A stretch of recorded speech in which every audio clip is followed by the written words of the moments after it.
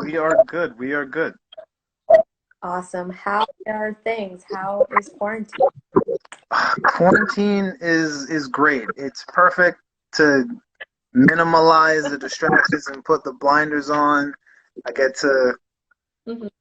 go to amazing places in my mind.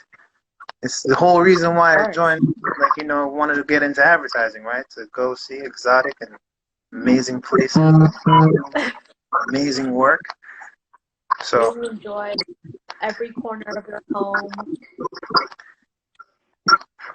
yeah, every corner of my home and my friend's home, my team is being utilized. Great. And how are you? And how are you I've doing? cleaned every corner of my some days are better than others. Sometimes Uh-huh. I wake up and I'm extremely happy and motivated and I get things done. And other days, I wake up cranky and upset. I hate being here. I hate being home. I want to go out. I want to see the world. So it's definitely ups and downs so far. We're all Well, good. We're counting our blessings. I'm glad you're good. Hold on. I got one.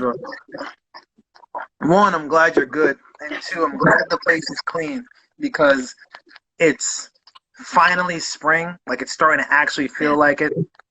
So now everybody's home. They could finally Yeah, get to spring cleaning and stuff like that. We'll see. I heard it's going to be like a exactly. polar vortex thing happening very soon. So we'll see. So first and foremost, on behalf of the Art and Design Club, uh, department at City Tech, I want to thank you for participating in our Meet the Pro series. We look forward to this every semester. It's a chance for us to network. It's a chance for us to meet professionals, to learn about the industry, and to develop our skills. So we're really, really excited to have you. Despite the situation, you wanted to join us, which we really appreciate. And I'm personally happy to speak to you. I know our viewers and our are happy to hear. So I'm thank you again. definitely happy to be here, humbled to be here, talking with you. It's great to know that young people are still trying to get connected and network and really make the most of this situation. And like for me personally, I love like chaos because that's when you're able to find like actively find peace and actively like Right. find your stride because let's say you're in a race and people have a head start of you or you had a bad like start and you're behind. Once the whole playing field gets tore up, it means that there's an opportunity for you to use that to your advantage and really catapult yourself ahead. And I've seen it happen. I've seen a lot of people, especially in this situation, they get comfortable. They have their job for 2, 3, 4 years, and they never touch their resume. And their company gets bought, or worse, the company goes for bankruptcy, or they lose a client. All of a sudden, they're back in the job pool and have absolutely no idea how to network. They have no idea how to edit their resume. Their portfolios are outdated, and it it comes down to you, the future, the junior creatives who are going to either teach them or take their dinner. That's everything that I want to get into very, very soon. I'm excited about this. Um, let's start off by introducing you. Who are you? What do you do? And how do you do it so well? Well, thank you very much. I'm DK Wright. I am a creative in all sense of the words. I'm currently the social lead for Saturday Morning. I'm also a copywriter, and I did spoken word poetry for 15 years. Taught poetry and English to New York City high schoolers as a teaching artist, and on the side of that, I was a part of the growing group of artists and young people that was using social media to get their work out there. And at the time, Facebook and Twitter, they weren't a thing. There was no Instagram. But like, we had like MySpace, and there was Sconex and all sorts of ways that people wanted to connect. But if you weren't an artist, you didn't have a website.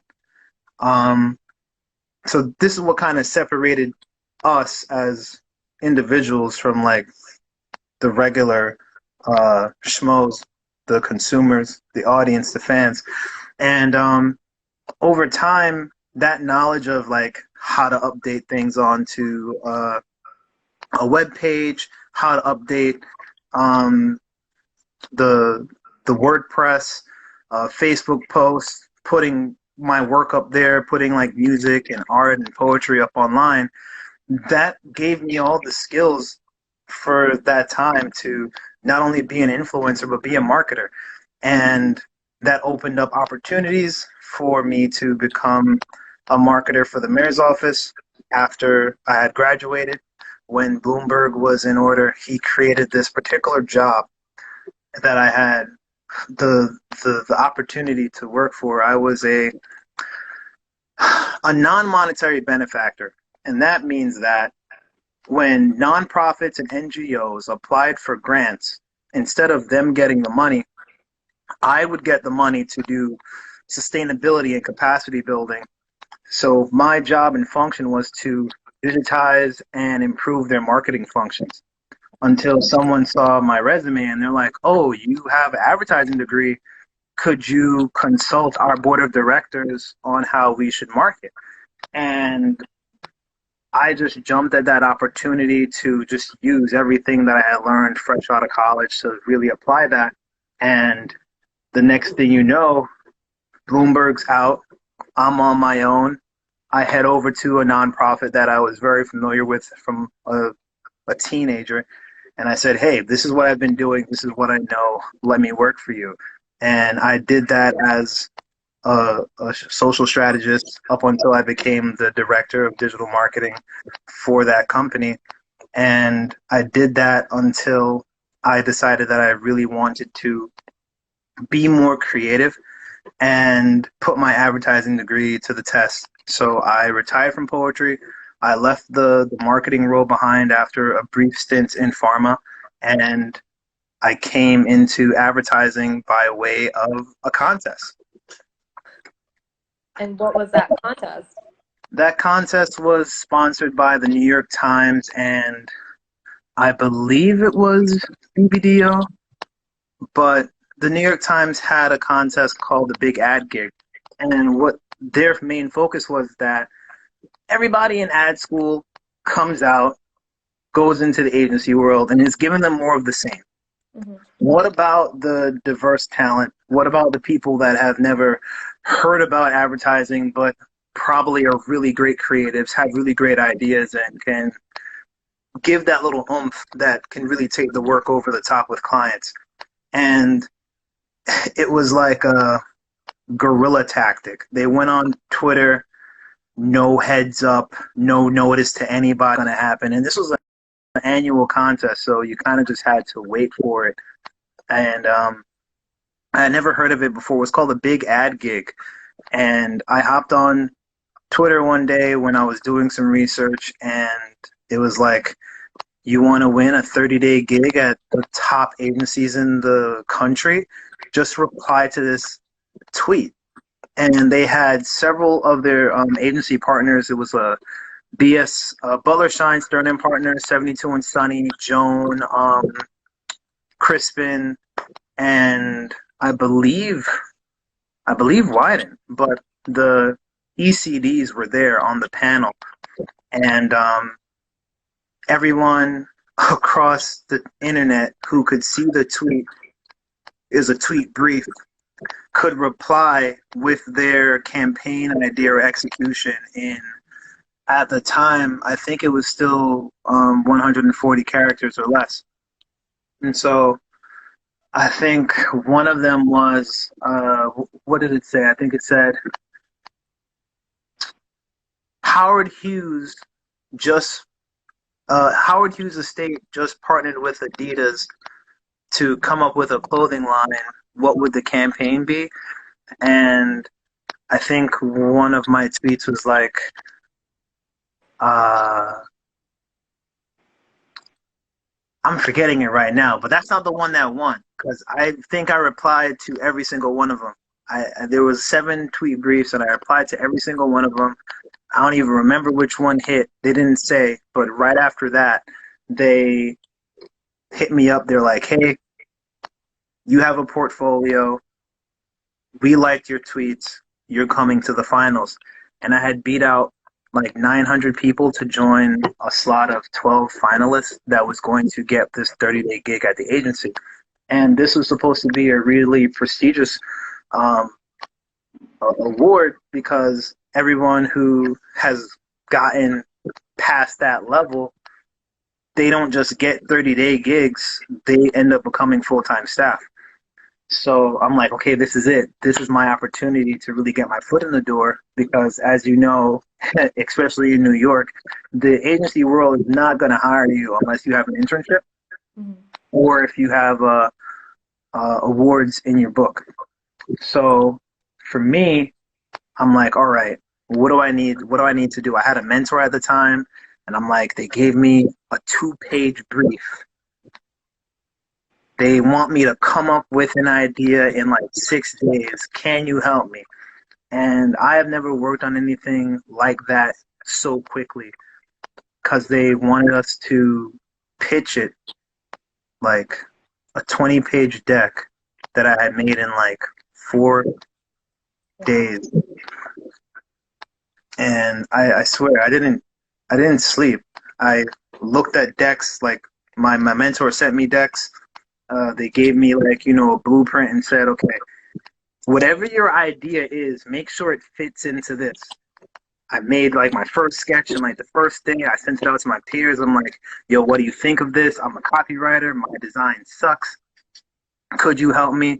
One friend is like, yeah, sure. Just like, just spitball the idea with me and I could like throw you some designs. And I just worked on my story and I worked on my craft until I can really get it to where it needed to be. And the brief was about the ad council, Love Has No Labels. They just did a anti-bias campaign, and now they wanted to introduce implicit bias awareness to college students. And the campaign that I came up with was Face It and Erase It. Okay. And it was like, a big, heavy brand activation. We land in the college with like a big, like, user experience truck. We're going to have like all these shameful, negative words. And it would just be experimental where if you faced that poster, you can wipe the words off and it would reveal what the person really is underneath that, which would be beautiful. Like, whatever the slur was, it would be removed, so thus facing it and erasing it. And I don't know. I had performed many stages with a lot of people. I'm always like doing stuff like that with a large crowd.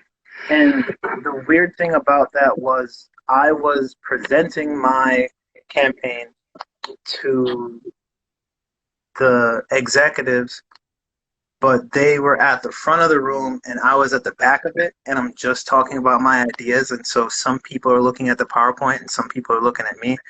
And I was so happy when the experience was over.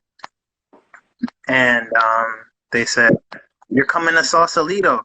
And I'm like, whoa, yes, like I got the job. Like, this is great. Where the hell is Sausalito? I lived in Brooklyn at the time, and Sausalito was all the way in California. Wow. And I had to figure that out. Talk about getting my foot in the door. That's amazing. And my nerves and anxiety would have kicked in as soon as they even opened up that opportunity. So for you to just continue on persevere and through your nerves create something amazing. I think that's the time where you really do create something amazing, when you are under that pressure and you are sort of like, I want something. It's going to be a little difficult for me to get it, but let's pull all the strings that we have and create something great. So that's very inspiring. And your life could have gone a totally different way Oh, definitely. after working in the mayor's office.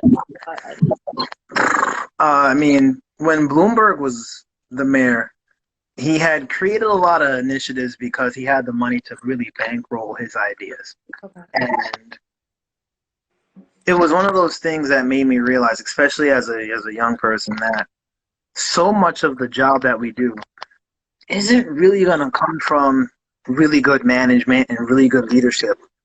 You have to make the job. You have to really own what it is that you want to get paid for day in, day out. And there was a recession going on at the time. There was no job that was hiring. And so to basically rely on going to my college career office, applying to a bunch of jobs, and the mayor's office hitting me back through that angle, it was really a chance opportunity that led to another chance opportunity. Right. And the thing that I learned from that is that you have to be willing to take risks. Right. And you did happen to take all the opportunities that were sort of in your way. I know in my personal experience, sometimes I get an opportunity and I wonder if I should even take it. But in your situation, it seems like take every opportunity that comes your way. There's something special behind it. It doesn't have to be for forever, just in that time. It's really inspiring. I mean, and I didn't just wait for it. I think the problem is that, like, some people are like, oh, I gotta, like, wait, just wait it out, wait till it's right. And it's half waiting, but you're waiting for your plan B. Right. What's your plan A? You really have to have the day job still going, like, whatever that is. Like, I was still performing. I was still teaching young people. I was still having that moonlighting where I'm like, okay, mayor's done, time to go do a show. Then I go do the show and come back. And the one thing that I realized, especially in corporate offices, is that so many people, they don't have lives. They don't do much outside of the office. They work, they get tired, and then they sleep and do it all over again. And I think that that's the one thing that really helped me, that made me memorable when I did get opportunities. It's that I wasn't just waiting for it. I said, hey, I'm showing up. I'm not made for this. This opportunity is made for me. And I moved forward from there. And if a certain opportunity isn't made for you, but you want it, is there a way to go about how do you go about showing people and proving to them that this is for you and you'd be the best for this? The thing that I think a lot of people misconstrued is that when you look at your job application, you look at the job description and you're like, okay, maybe I can do that, maybe not. Like, it can feel like a much larger thing than you. And you might be thinking, I don't have this experience. But the reality is, they're not going to train you.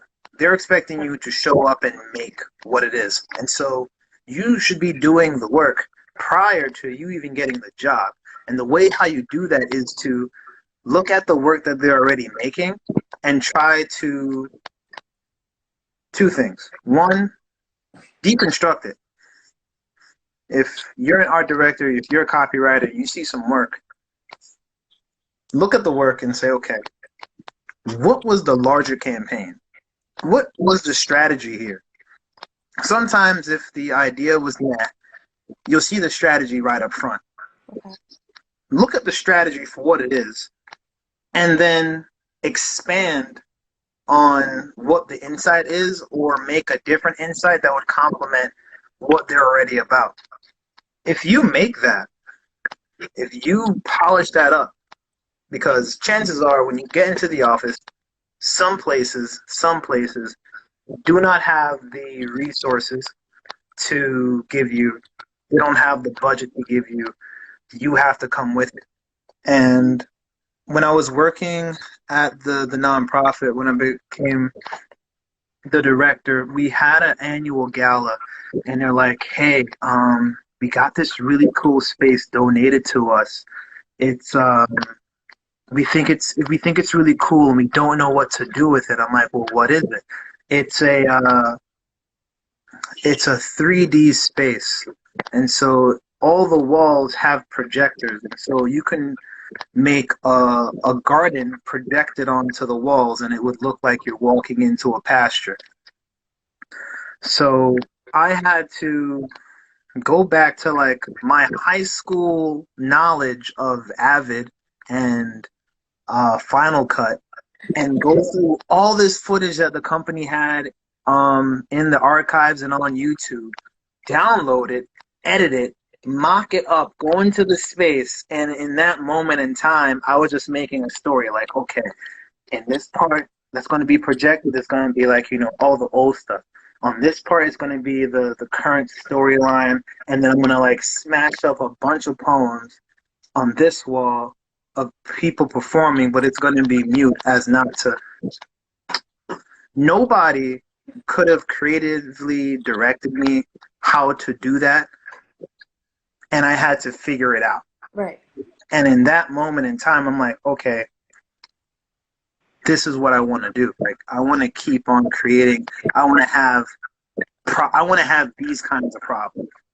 And if you look at any job it is that you want, you need to make sure that you understand that they're hiring you based on the work that you're already doing and how you're showing up to do that work. Are you consistent? Are you creative? Are you insightful? And more importantly, are you collaborative? Like, did you do this by yourself, or did you have a team, a friend, a strong network? And you show that in your interview. You express that in your interview, I'm assuming, and you express that throughout your time working there. You build that trust with your employer.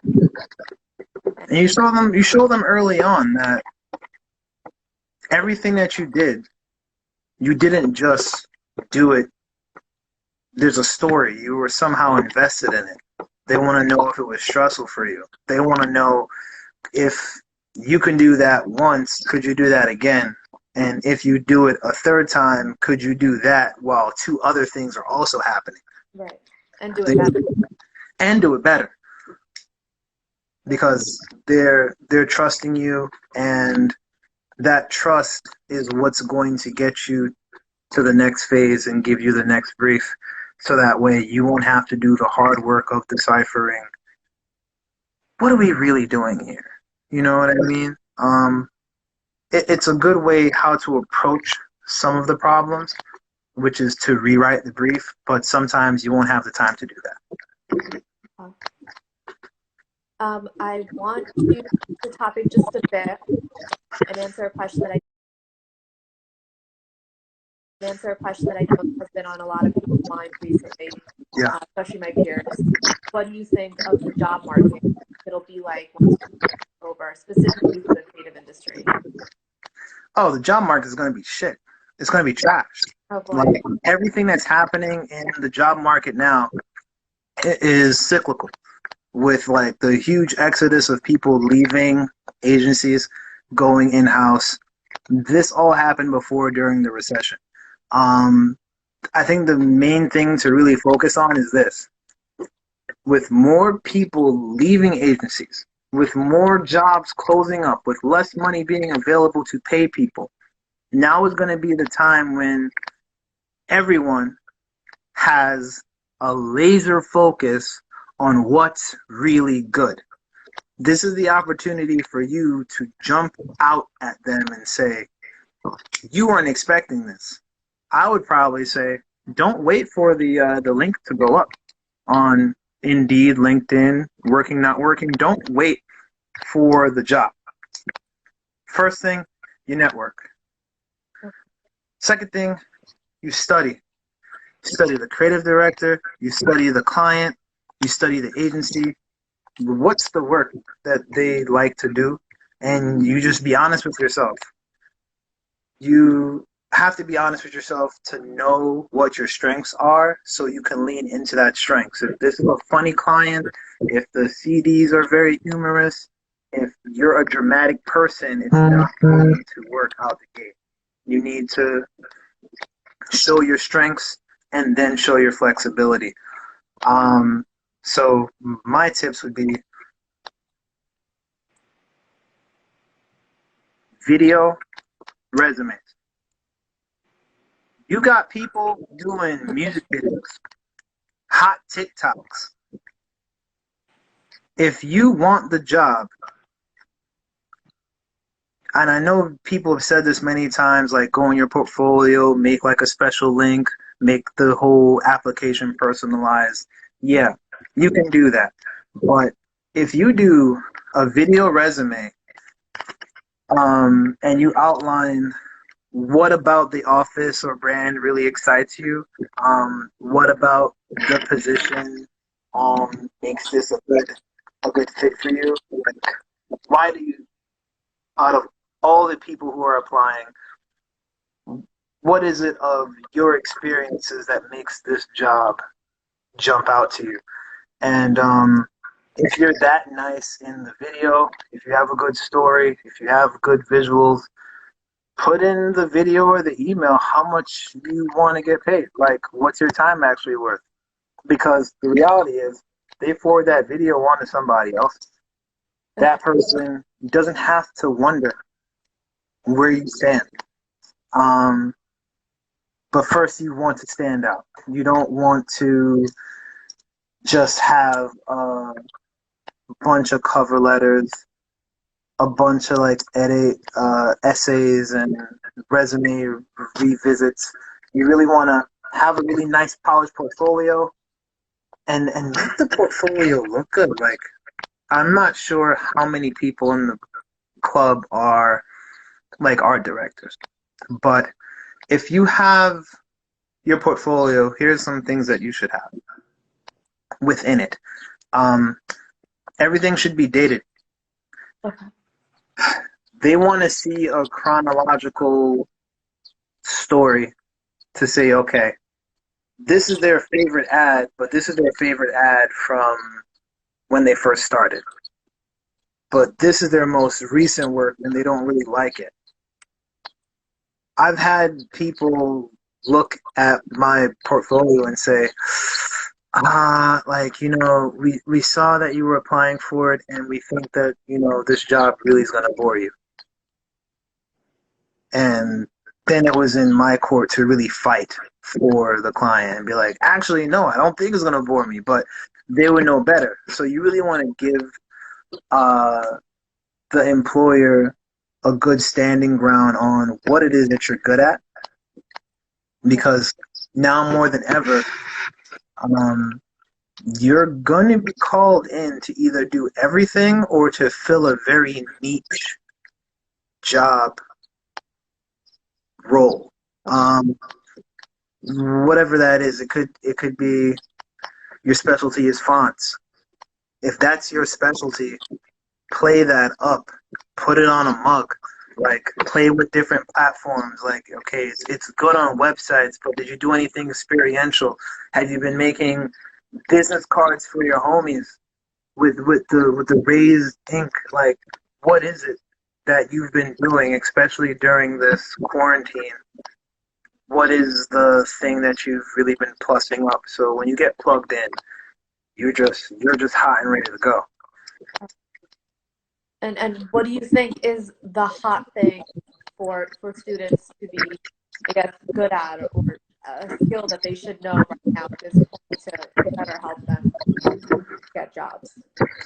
Would you say like web design? Would you say print, digital? The number one, I'll probably say that the two things that I think everyone should be good at is, if you're creative, you should be very, very on your marketing game. Okay. Like, some people are dead on creatives, they're artists, they're ready to have their work inside a museum. Mm-hmm. But no one wants to buy their stuff because they're shitty marketers. If you really focus on marketing, you should have a good Rolodex of people that really inquire about your work, that you should be putting out work for free, and then knowing what is the clients that you want to pay you. Okay. So you're targeting your flow of work. So that way it's like, you know what? I can do this. I can do that. Like, you know, you want to stack your book up, but when a certain client comes around, you have your prices up. Okay. Marketing in such a way where you're collaborating constantly and collaborating in such a way that you're learning from who you're working with. So if you're a art director, you should be with the copy director, really like plussing up like the scripts, like, oh man, like this story looks good on paper, but I know how to do this thing visually. Could we write that in there? How would we write that in there? There's many different ways to do a deck, and really filling that gap in skills with who you're collaborating with, so they could fill those gap on skills on your end. Okay. Because once they get in, and this is like, I'm very like, you know, familial. I'm a very like, you know, where one could eat, two could eat kind of person. You help your friend out, and it doesn't even have to be a friend. You help that counterpart out. They get in, they're like, hey, I did really good work with this person on the outside. We should bring them in. Yeah. We have to do this thing. Let's bring that person in because I know them. I know their body of work. So many times you want people to vouch for you and advocate for you based on because they have good conversations at happy hour. That's not for everybody, especially now. Easy come, easy go. You need to make sure that everything that you have sits on a strong body of work and good ethic in how you sell your ideas. The second thing that I believe everyone should do is have a good handle on other skills, and not just within advertising. So if you are a writer, don't just have a set idea in your head that like it's going to be copywriting, it's going to be ads, it's not going to be banner ads. Take a script writing class. Okay. Take an ad class. Like, figure out other forms of writing that could play into how you create ideas. Okay. Khan Academy has a class with Pixar online called Pixar in a Box. That's a really great place to start. Ad House has classes happening pretty soon. That's a really great place to look at what you know. Learn from other people with what you can do. Don't try to fix your strengths. Fix your weaknesses. Think about all your strengths. Plus those up. Okay, I know Salesforce, but do I know Facebook Marketplace? Like, make yourself an ultimate marketer so that way you're not pigeonholed into only doing social or only doing banner ads, or like think about it like more like movies or TV production crews. Even TikTok at this moment, some groups have gotten together, and let me know in the comments if y'all heard about this, but it's called Hype House. Okay. And there's another one called I think the Clubhouse, and essentially what it is, they've gotten 9 to 20 content creators all in a house like Real World. And each one of them are influencers and have to create a minimum of 3 TikToks a day. They're making up to $40,000. Oh my God. Yeah, a week. And the rule of being inside this house is that everyone has to make 3 videos minimum a day. Okay. Everyone has to collaborate with each other. If you think about a person on TikTok who has 2 million followers, 2 million. If you look at their timeline, their whole timeline on their profile is now their portfolio. You have people that are in college and in high school still with stronger portfolios than people that say they're ready for this career. Mm-hmm. And those are the people that when a contest pops up will out hustle you with their talent because they've been ingrained in this. Right. And try to think outside the box. I hate the cliche, but really try to think outside the box and say, okay, maybe if I can get 5 of my classmates together, you're in communications. When I was in communications, I thought it was ridiculous that all of us have communication majors, but no one talks to each other. Okay. Interesting. Those people are not employed right now. But like, think about the beautiful time that we are in, that we have this technology to still keep us connected. If this was 20 years ago, you'd be stuck at home with Nokia phones doing T9 texting like nobody's business. But you're here today. You get together, you have Zoom, 5 people, and you say, okay, we're all going to make content on each other's stuff. Nobody's, especially in this day and age, nobody has to be that competitive where they're like, oh, I don't want to help you out because you're not going to help me out. How's it going to make me look? Nah. All 5 of us get together, 3 art directors, 2 copywriters, we get together and we all make, for example, to say, we all make a video resume of each other. We all plot the scripts up, the copywriters write all the other scripts, they get finalizing it, everybody's like collaborating. At this rate, all of you are content creators. Mm-hmm. All of you are content producers. Job titles aside, you're all putting all your strengths on the table. You get a video, you get a video, you get a video. Now, you've honed it. You're like, okay, I want to work at Sprite. I want to work at Disney. I want to work at this agency. I want to work at Deutsch. When you have that kind of like love for the craft and the love for what you do, you're going to jump in and you're going to create something that you love. And that's the sweet spot. It's not about creating award-winning work. It's about having fun creating work because this is a process. As people who have said that they want to do advertising, what you're doing is that you're building sandcastles. And you want to build the most luxurious ones before the tide comes in and sweeps all that shit away because you have to do it again. It's a process. And the more fun you could have doing that, the better. I absolutely love the way you put that. That was very, very interesting, the visual of the sandcastle. And I do think we should just have fun with it.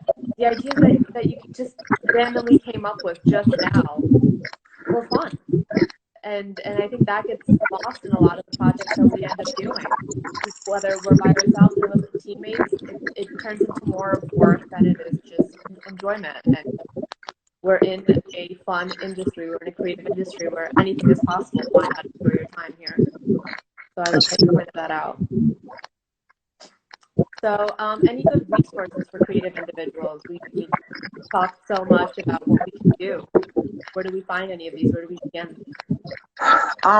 So to take a couple steps back, let's not look for briefs. Let's try making the briefs. Let's try deconstructing stuff. Okay. Anything.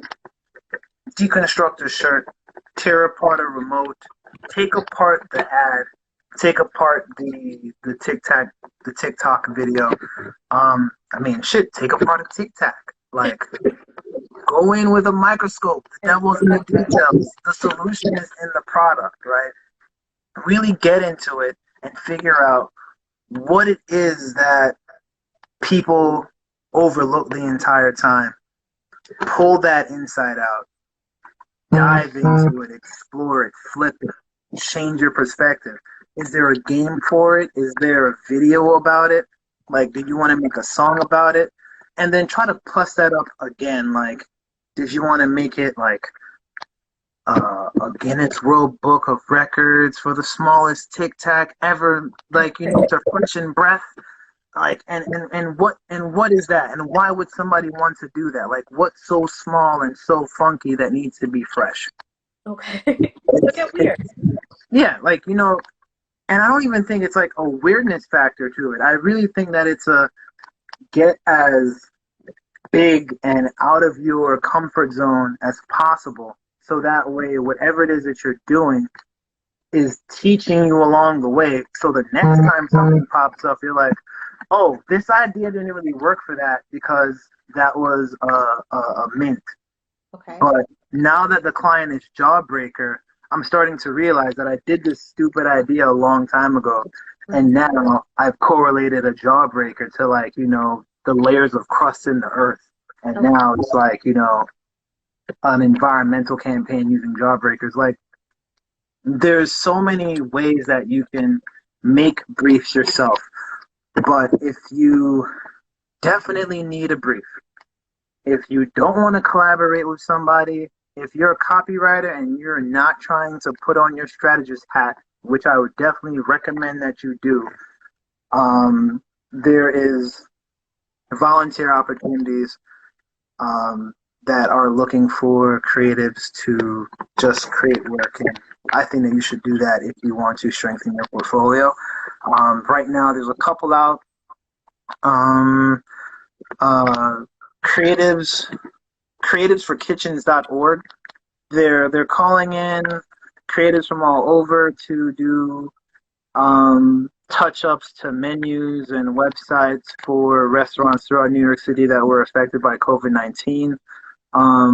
These kind of like working opportunities allows you to put work in your book and really polish it up. Like, don't just put a picture of a menu on your portfolio. Show it in situ. Like, don't just like plug it into a phone. Like, show me on the platform of a subway station and the trains moving to really show what it's going to look like in its environment. Working Not Working has a couple of stuff right now that is pairing junior creatives with senior creatives, and you can get your briefs that way because some of these individuals are working at agencies already, and they might on the low redo a script, redo a strategy, redo a brief, and throw it your way and be like, hey, look, here's something that we're not working on anymore. Try your hand at this. And then there's also the Young Shits. The Young Shits is a grad show that they're not giving you anything. You're not winning anything in particular besides an opportunity to network with the judges. Okay. And the reality is a lot of people don't want to give young people feedback because they know that helping you out could potentially take away their job in the future if they're not doing what they have to do right. Okay. The more people wait to put out work, the closer the last individual who graduated school, the last person to leave their job, the closer they get to taking the opportunity that you wish to apply for. And I think because of the whole like ad world thing, like, oh, there could only be one partner group to one partner group. You gotta be the AD, you gotta be the copywriter, and people look at the slots that are left on award show credits and get upset. But the reality is, do spec, do the fuck out of it, create, and when you create it as if it's so polished up, it's so intentional. Let them come to you and say, hey, we actually want to work on that idea. Could you release the hashtag? Could you release the handle? Could you release the URL? And use that leverage to say, look, here, it's in my book. Here's my story. I created a counterpart to Flow of Progressive, and now like that Twitter is really blowing up, and they asked me to like cease and desist that. Like, that makes headlines, but it also shows that your work is that good. and that comparable that it was taking away and or giving shine to a company. Another great example of work is creating something so dope for a celebrity. Okay. I feel like Will Smith's like a good example of this. Recently on Instagram, uh, artists that have been creating stuff in tribute to him as an actor, he's been reposting it and putting it on his Instagram. Right. When I hear about certain jobs hiring, some questions they'll ask you during the interview is, what's the most viral thing you ever worked on? Oh, okay. And it doesn't matter. You could have worked for Mercedes-Benz. Really great brand. Doesn't feel like anything could go wrong. But did you do anything to make them go viral? If you were to say, I didn't really do anything, but in my spare time, like I made 2 pieces of work go viral, blah, blah, blah, blah. They're like, oh, that's earned media right there. Like, I like that. Like, you mean that it got that many clicks, that many follows, that many shares? Because some sites you could see the analytics. You tell them that those are the numbers that you hit off of just genuinely creating content and then having it get picked up like that. That's who they want. Like, are you on Wattpad? Are you on Vimeo? Are you on Reddit? Where does your work live outside of just your little world and your, like, favorable friend circles? What do you do in this moment when everybody's quarantined? Hop on Zoom. Get yourself a partner and a team of people that probably on the other half of the country trying to get into America, and they're just like, yo, as long as I could touch it, as long as I could work on it, they'll have that energy and fire if you do. Gotcha. Now, what inspires you during this quarantine time? You personally, and what can inspire others as well, in your opinion? Seeing good work inspires me, as well as seeing bad work. I don't know what it is about bad work or bad jokes. It just has like a special place in my heart where you're like, oh man, like how could I hack this? I think that Twitter and Facebook and Instagram all have this phase where people was creating ideas to hack it. Okay. Hack a bad idea. Like, oh, this idea is bad, but let me make this intentionally bad. Let me get weird with it. I think a good idea of that was when they what was that art piece when somebody just like duct taped $1 to the wall? Was it a banana? It was a banana, right? Yeah.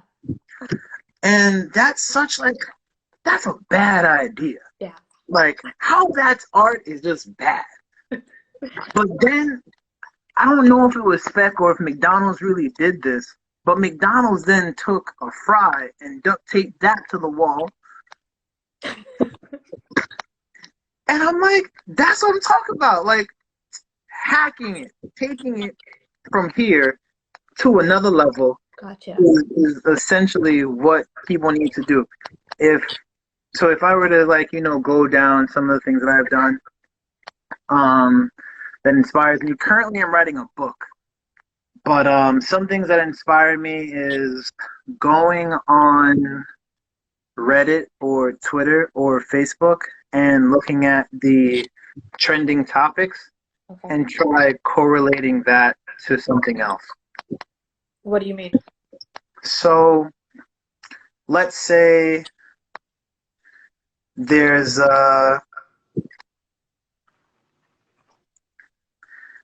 give me like a popular meme. I'll give you an example. Popular meme. Yeah.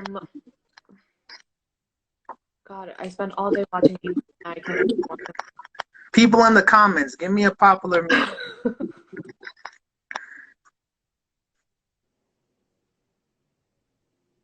Oh, I think they're typing. How the hell do I? There's that meme of a couple and they're holding hands, and then there's that better looking one behind, and the guy's like that. Guys, so imagine taking that right? And it's for something else.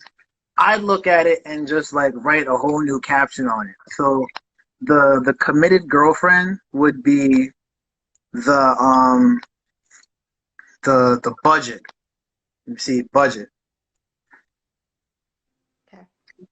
So it'd be a $10 idea.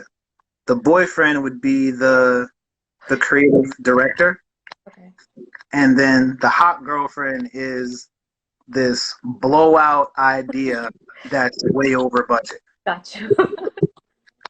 If I see that kind of thing pop up on my timeline, I like, okay, how do I take this, hack it, and make it about something else? Okay. When I go to the museum and I see a statue of a woman, and you know those like laissez-faire statues, and the woman's like, Okay. and there's one of her at Brooklyn Museum where she's like this with some grapes. That's beautiful. Take the picture of it and be like, I need this selfie to be right for the 70th time. Like taking that, sticking a logo on it, you all of a sudden have a Samsung ad for the Galaxy S20. Like there's so many ways to just like find inspiration just to get the thought out. Okay. But it's on you to really challenge yourself to hone your craft and polish things up to get it to a campaign level. Like, okay, what's the larger idea? It would be cell phones make everything a body of work. So, all right, so now we're going to go through the Teenage Mutant Ninja Turtles of art. Michelangelo, Raphael, Da Vinci, like, we're going to go through all those artists, look through all the things that we could, like, smack, like, a phone caption in, and it would be, like, that child with the fruit and the blanket, and it'd be like, oh, time to post baby's first steps to Facebook. Like, how are you going to find an in with the product? Yeah. And this can all be done from home. That's the best part about it. While you're quarantined, you don't need to go outside to get inspired. Luckily nowadays, everything is in this little rectangle of yours, and there's a million different applications. So do you ever get overwhelmed with everything? Every day there's something new to learn about, there's something new to be inspired by, which is positive, but it's also just a lot of content. I think the thing that overwhelms me is what gets highly awed at. Okay. Like, oh my gosh, like we're all gonna like things that go viral, all of a sudden I'm just like, okay, I'm over it. Because when somebody else had the idea 10 years ago that, oh, what if we just highlight the very simple feature of the iPhone just being waterproof? Like, what would we do? You know, we spill some water on it just to show that it could handle the dump. How many times has that been like a point in the iPhone PowerPoint presentation of all the things that they could do? Now, like, people are like, oh, the new visuals on the iPhone ads are amazing because, like, the water felt like it was splashing right at me. I'm like, okay, I'm kind of done. Instead, I'm going to gravitate to the bad ideas that got produced and figure out how did they exactly pitch it that now it got promoted or produced in the way that it got done. So I'm thinking about like bad movies, for example. What was the elevator pitch for said bad movie that made them go, oh, I'd make that? Like, every bad movie that got produced needed enough buy-in from multiple people. You've seen the credits when the movie is done. Like, a whole slew of people got paid in making that. What was the conversations that were made, and how do you get to be a part of that conversation to say that you could make it better? Okay. Because sometimes the idea was bad just because you weren't in the room. I've been in plenty of rooms and I knew exactly where I saved the idea. Someone's like, oh, yeah, this is great. We need to make it relevant. Oh, we want it to go viral. Someone's like, yeah, we could put Lady Gaga on it. And I'm like, no, don't. I'm sorry. Lady Gaga is not the good fit for this idea. Our demographic's different. Let's think this other artist. Like, I don't just come in and say no. I come in and say, that's cool, but I think that this would be a better approach. Or, let's consider this playing out in reverse. Do we really want people walking away from this thinking, oh, Lady Gaga really has great 5G Wi-Fi from... No, that's not what we want. We want them more so walking away like, yo, I had a really great experience. Well, what did you walk away with? I got these sneakers that give me Wi-Fi. Right. Like, what? That's dope. Let me see that. Like, no one wants to see the expected. So I'd say that in everything that you do, from here on out, for people watching, expect the unexpected. The jobs that you're trying to look for are not going to pop up in the ways that you are expecting them to, because if you interview several other creatives, they'll tell you that they did not apply for the jobs that they got. They'll say somebody reached out to them. They'll say, I was nearby working on this one idea. The client then wanted to take us over, blah, blah, blah, blah. Like, don't